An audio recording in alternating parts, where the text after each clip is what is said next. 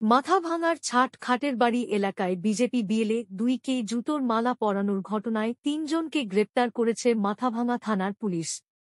এদিন ধৃত 3 জনকে মাথাভাঙা মহকুমা আদালতে তোলার জন্য নিয়ে যাওয়া হয়েছে।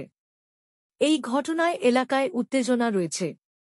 প্রসঙ্গত, বৃহস্পতিবার ছাট খাটের বাড়ি এলাকায় বিএলও এর সঙ্গে যাওয়া বিজেপি বিএলএ 2 নিবাস দাসকে মারধর করে জুতোর মালা পরিয়ে দেওয়া হয়।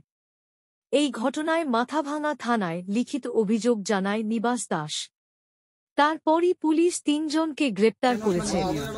আমি বেশি কিছু জানি না, আমাকে অসুস্থ, হাত ভাঙা পুজোর আগ থেকে। না আমি ছিলামই না ওখানে।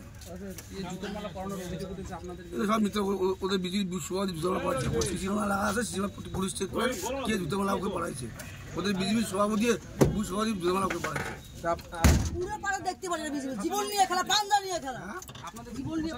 আমাদেরকে ভাষণ মিথ্যা জমাতে ভাষণ হচ্ছে।